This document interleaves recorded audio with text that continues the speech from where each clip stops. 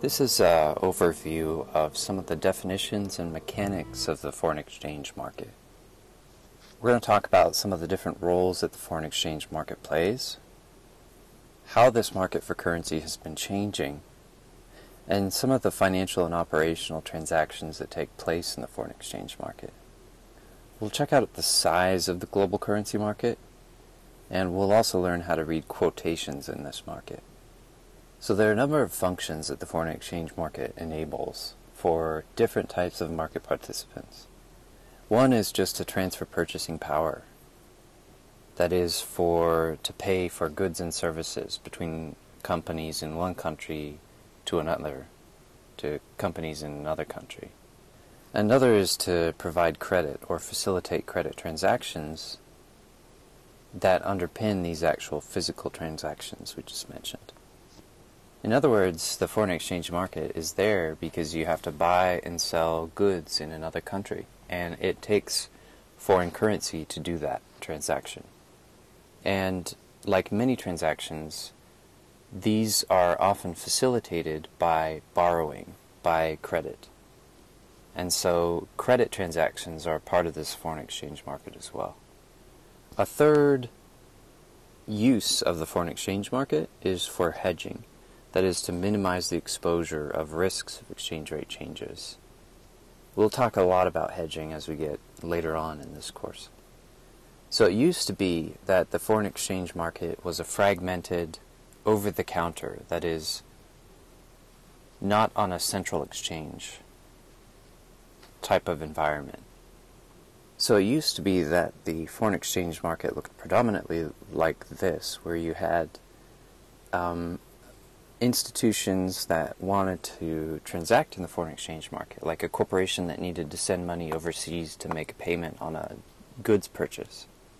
That corporation would have to go to a bank and ask to exchange currency, and then the bank would actually do the exchange of currency for them.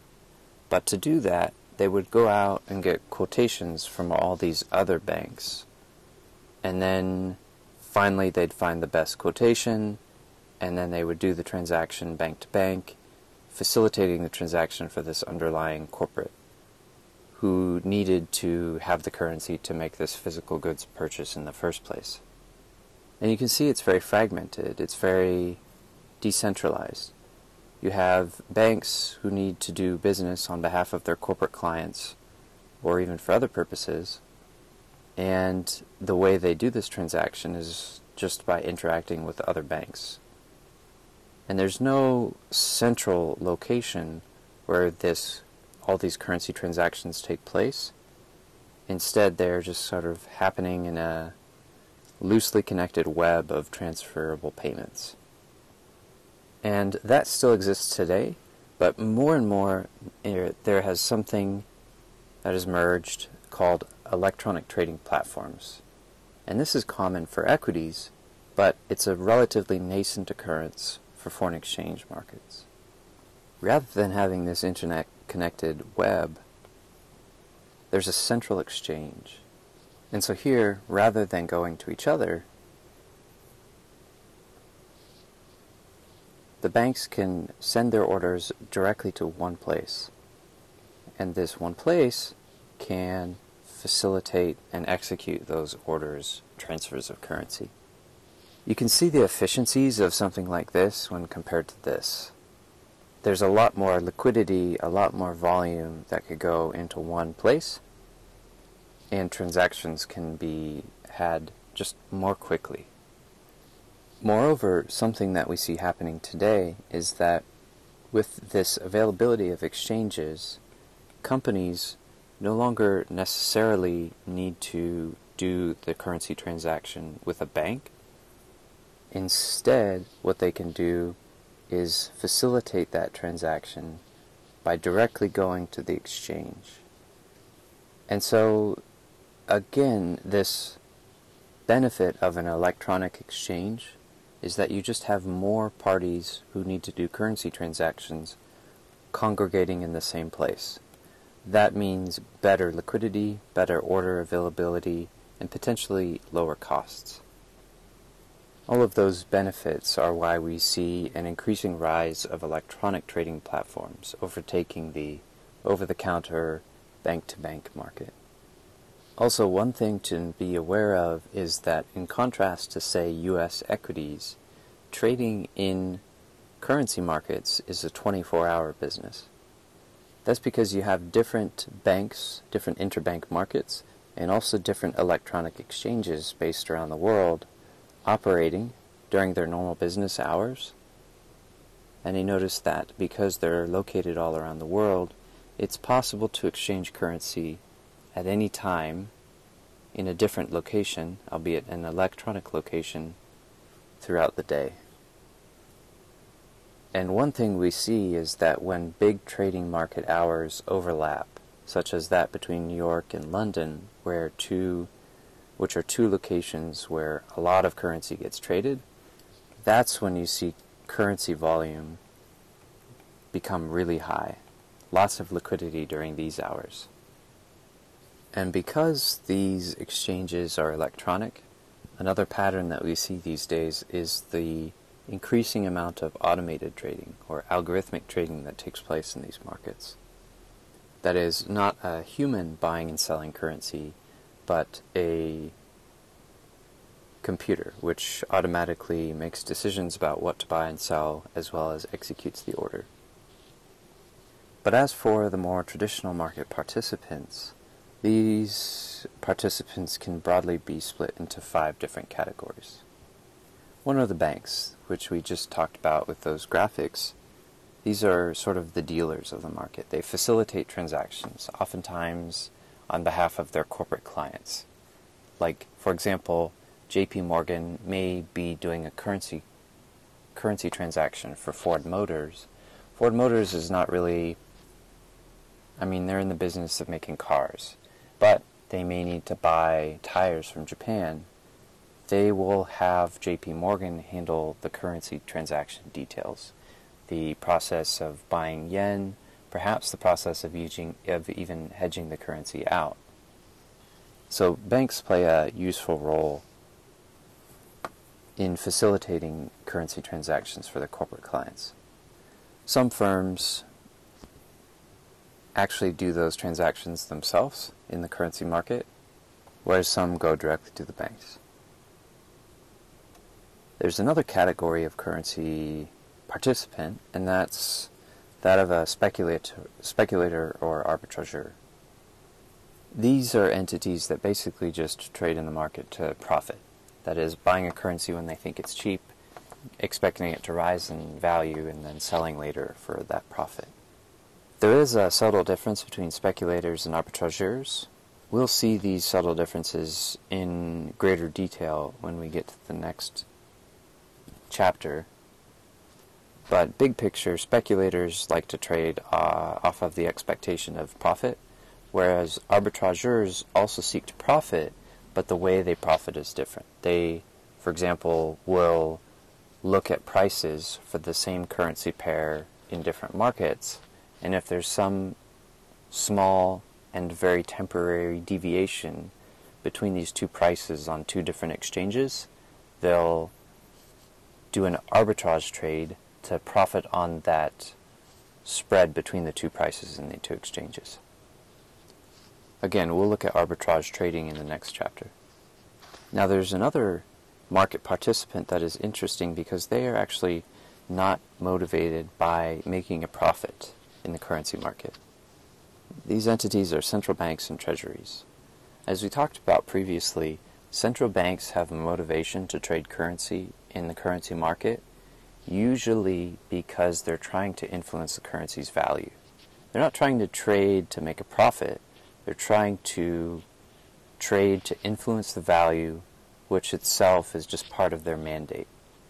Like they're required, these central banks are required by the government, for those governments that have fixed or pegged or managed exchange rates, to make sure that the currency doesn't go too far above or below the acceptable range. And the way they do that is by trading large amounts of currency in the currency market. And then finally you have foreign exchange brokers. Brokers are the entities that don't hold on to the currency. They actually just arrange the transaction. So for a broker, their job for some party A that wants to buy or sell a currency, if party A wants to buy a currency, their job, the broker, is to find party B that's willing to sell that currency. So they arrange this process, but they don't actually put their hand in the transfer of money. By contrast, a dealer is different. What they do is they assemble a currency position beforehand. When someone comes along that wants to buy that currency, that's when they sell it to them. And whenever someone is around there that wants to sell that currency, that's when they buy from them. So the dealer sort of takes an inventory position, whereas the broker doesn't actually touch the money. They are more just arranging the transaction and charging a fee for that. So these are the participants in the currency market, but there's a bunch of different transactions that can take place within that market. The most common is a spot transaction. Now the settlement for a spot transaction occurs actually the second following business day of the transaction itself, but this is kind of the closest thing you can get to a real, simple transaction of currency between one party and another. So currency gets agreed on today between two parties that are one's going to buy, one's going to sell. That agreement occurs today, but the transaction in a spot transaction actually occurs. The money transfers and settles 2 business days later. This is in contrast to something called a forward or outright forward transaction, and also a swap transaction. A forward transaction is similar insofar as today there are 2 parties that agree on some specific rate of currency in exchange for another currency. That is, they're agreeing today about how much to buy or sell and at what rate. But the difference is that they make that agreement today, and then some time goes by.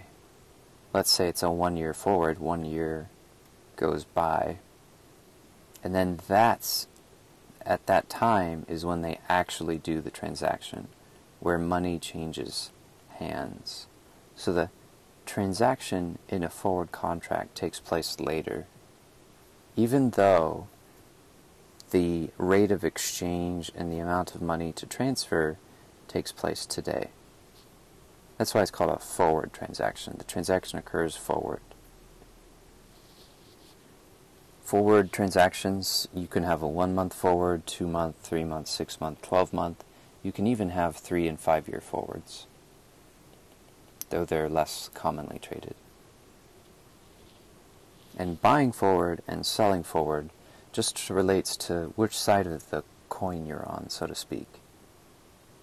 If I'm buying yen forward, in this example here, it means that at this rate here of 110 yen, then I've agreed today to buy yen forward.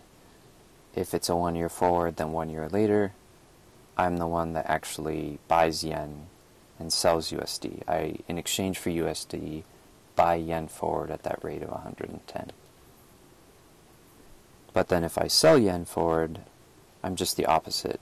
I'm the other side of this trade. I'm agreeing today at the rate at which I'm going to sell yen in exchange for receiving US dollars in the future.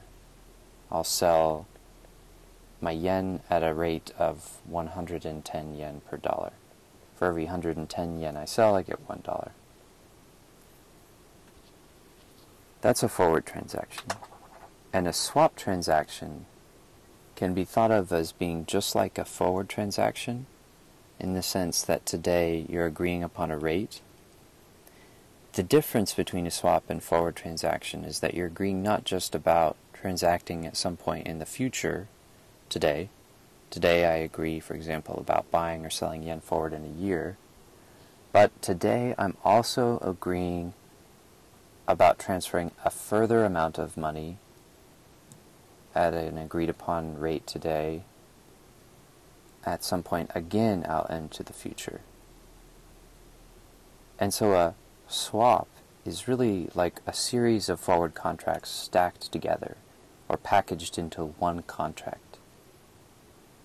The usefulness here of a swap is that if you know you're going to have a series of currency transactions in the future, for example, maybe you're making a bond payment every year in a foreign currency for the next 3 years, you can get rid of your currency risk today by just entering in one swap contract.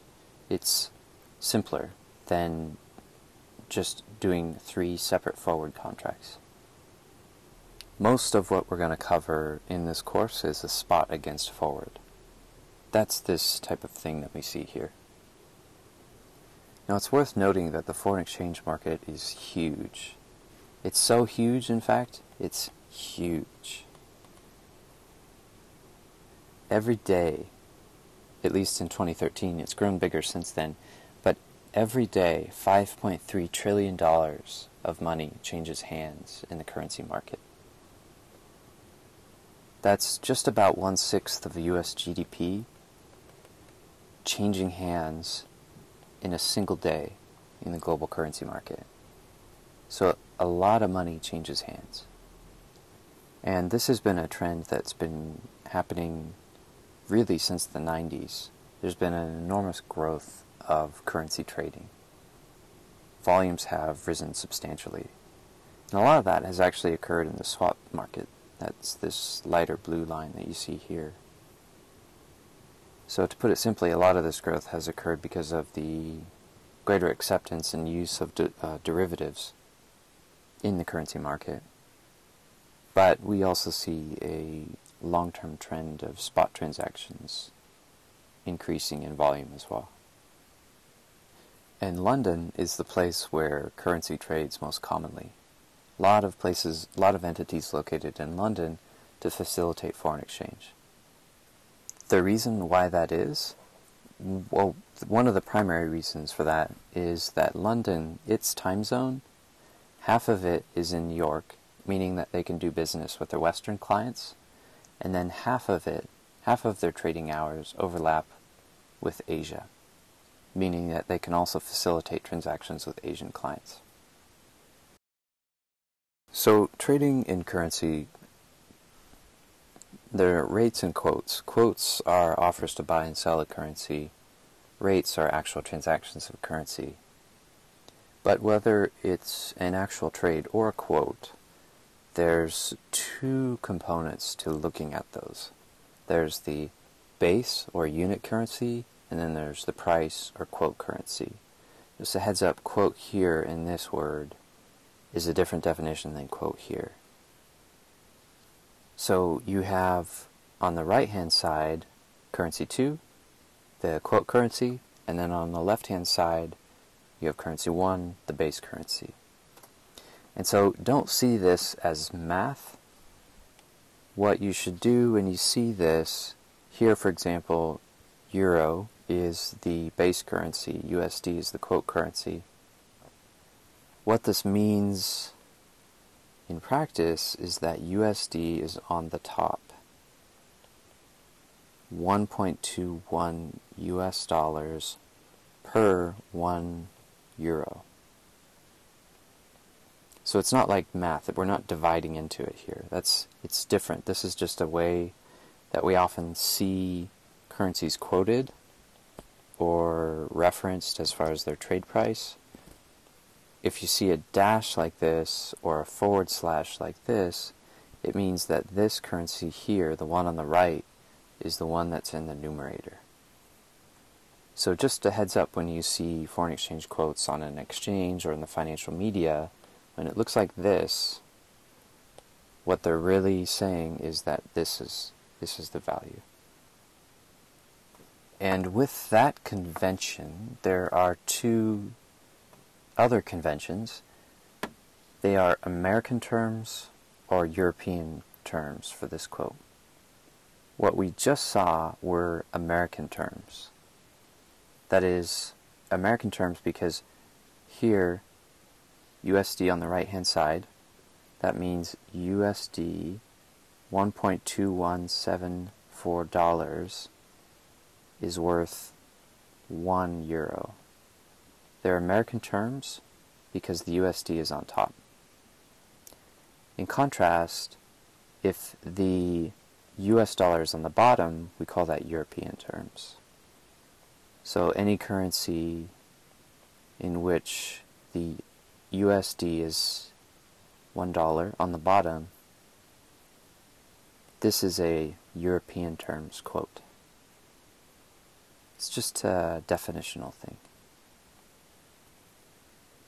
And you can see it doesn't really have anything to do with the euro.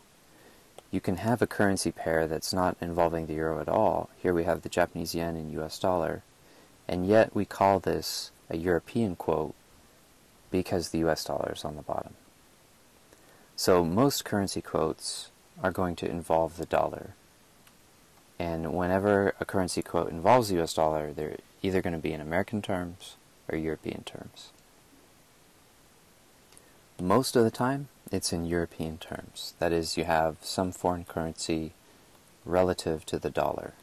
So dollar on the bottom. The exception is the euro and the UK pound sterling, the British pound. There are a few other exceptions as well that tend to be European or European origin countries.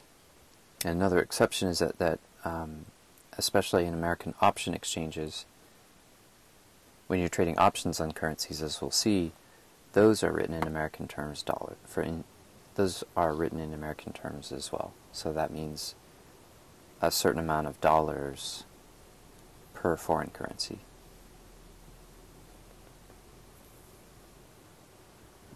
There's also a thing called direct or indirect quotes, but this can be a little bit confusing because it depends on whether you are considering a particular currency your home currency or a base currency.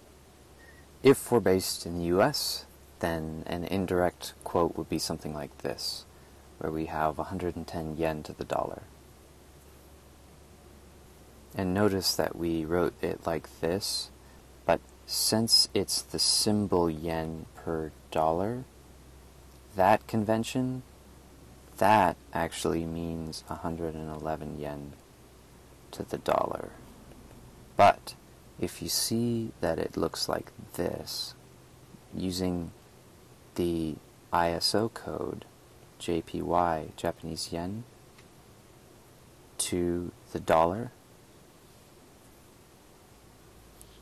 that means something different. That actually means the US dollar is on top relative to 1 yen. So whether we're looking at American terms and looking at this forward slash or not, we have to see whether it's written in this type of currency symbol or if it's written in the ISO code. Most commonly, you're going to see it written as an ISO code. And so most commonly what you would see if it was the Japanese yen, for example, you would see it written like that.